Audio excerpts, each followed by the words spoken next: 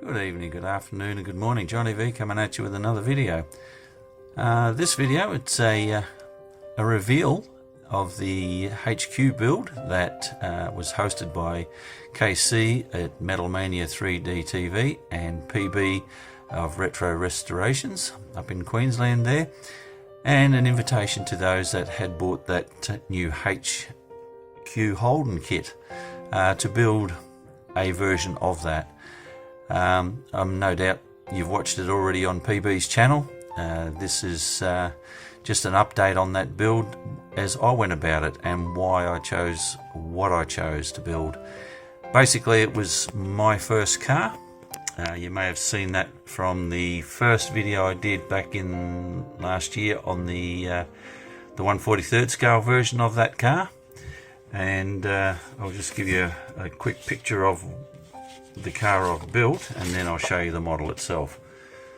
So that's my old car, the HQ Holden 1974 model, and fog lights, chrome mag wheels, tan vinyl roof, 4-door bench seat, 202 with a bit of a race motor built into it. Over the years I've tidied it up a lot, and we really just had a nice car out of it. There you can see in the front seat there's some sort of sheepskin seat covers on there. All those things were put into my model, and I'll now show you the model. Alright, here we go, guys. So there we have it, the sheepskin seat covers on the front seat, the bench seat, fog lights on the front. As you can see, it's a black car, and I've got it as shiny as I could get it. She was a Kingswood, and I'd swapped out the wheels for 5-slot chrome steels. They weren't the alloy mag. Looking inside the interior there, she was a tan brown interior, Trimatic automatic on the column, and yeah, that's basically her. I'll just spin it around a bit more for you.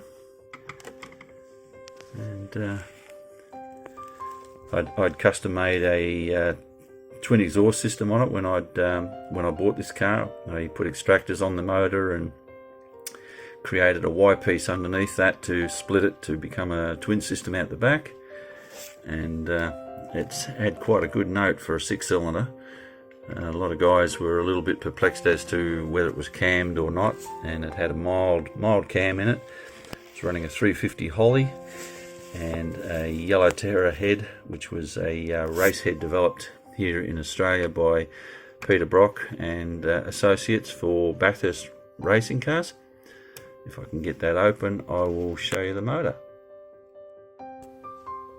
Alright, there's the 3.3 litre or 202 as it was called here in Australia, the Holden. Holden red motor with a Yellow Terror head, race head on it. It had a polished alloy rocker cover on top, which was what I added to it over the years. This is the configuration of the car when it was still running a standard Dizzy and coil pack.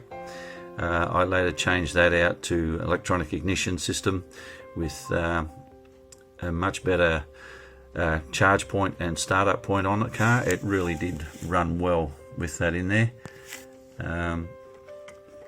Chrome air cleaner over the top of a Holly carburetor. It's all glued in, so I really can't show you much more than that. But there she is. That's pretty much how it was as the real car. I'll have to try and locate a photo of the engine of the real motor. And actually might turn it round once more and tip it up from the other side so I don't knock that mirror off. And there you go, that's the underneath of the girl, and where I made my own splitter and ran twin exhausts out the back. Alright, and that's her. There's the interior. It had a wood grain style dashboard, which was out of a Holden Premier, which was the next model up from the Kingswood SL.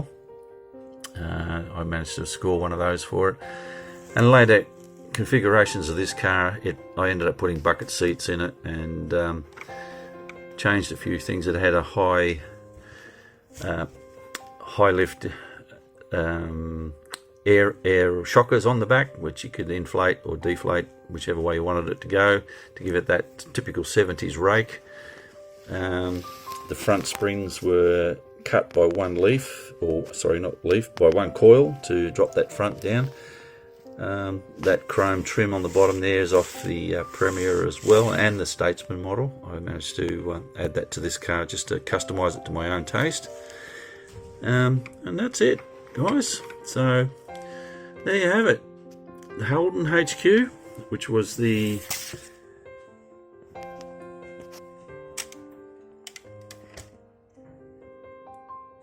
DDA collectible model kit series that everybody was all really rapt about getting. And I must admit, I was pleasantly surprised to actually see one come out. And as I mentioned in the comparison videos, it's pretty much a screw together snap tight style kit, but the plastic in it is different to the true polystyrene that we'll see in AMT and Revell style kits. It's a different style of plastic. It does require super glue for the most part to glue it, or at least I found it needed to, and obviously using Mod Podge or something similar to glue in the plastic glass and such, so you don't fog all that out. But that's it, guys. That's Johnny V's HQ. I'm glad to have it now in my stable here. I still wish I had the original one, the real car, back in my life again, but can't have everything. Alright guys, this is Johnny V saying thanks for watching. Hope you like and subscribe. Please share the video, and I look forward to seeing your comments. Alrighty, bye now.